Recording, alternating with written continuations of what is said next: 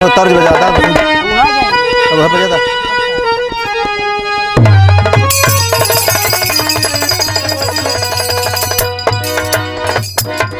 नाम बताइए।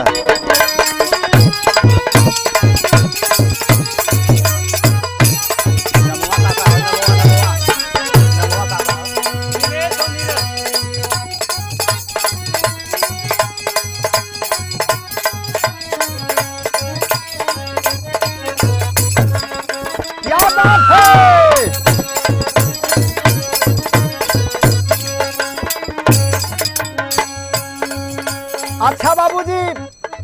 आप लोगन के बीच में एगो भोजपुरी गीत छोड़ता नहीं, टैलेंट नगरी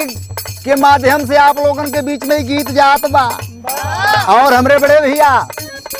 गोपी मास्टर साहब बहुत योगदान रहेला आप लोगन का। और देखा रामपुर भैया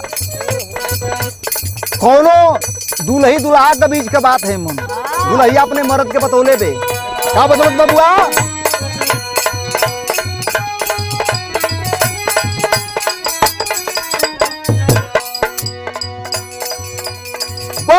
दिल के दर्दिया तुम्हें कई बाकी ना,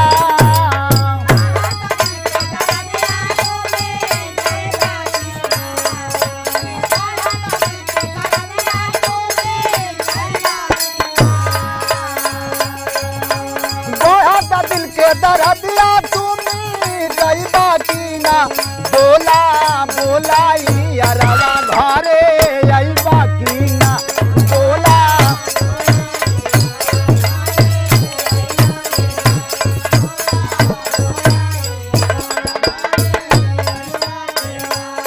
बेचारी आउगा कथे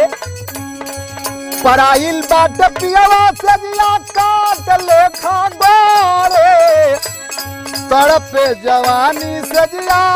रही रही तड़पे।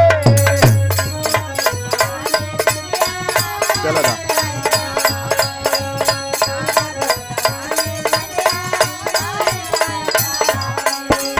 ए जी,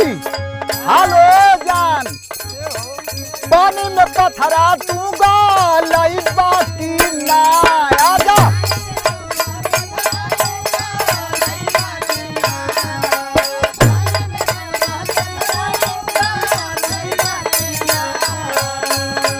पानी में पथरा तू गालई बाकी ना,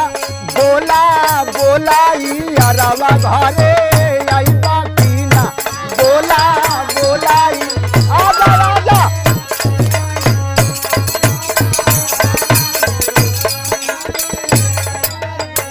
और बेचारी बतावत थे का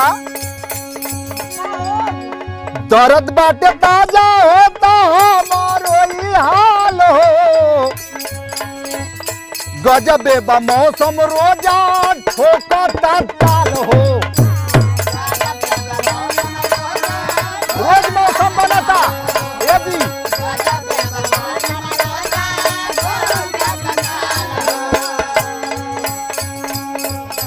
लहकल लगिया के तू बुझाई बाकी ना, बारना पसीना बात भैया आप लोगों का की बार रही के जाई।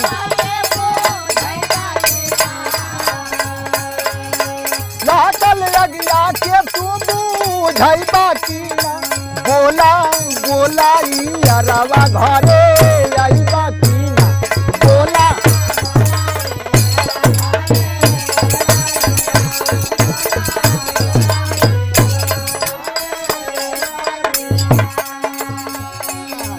छछनील जैसे पपिया स्वाति बुदनी रेखे, कजरा गवाही देता जो बना सरेखे,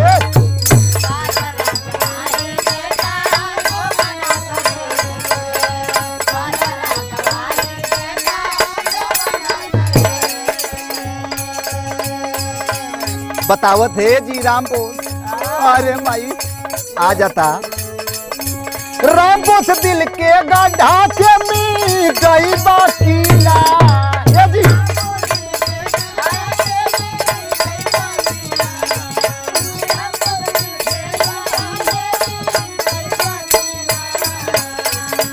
शिवलोचन मस्ताना सुई में धागा डलबा की ना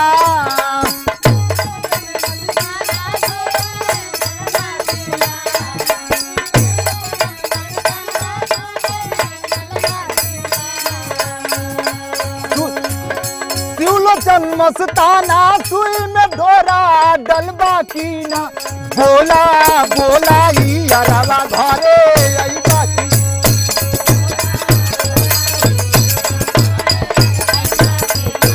बोला बोला ई अरवा घरे अइबा की ना बोला बोला ई अरवा घरे अइबा की ना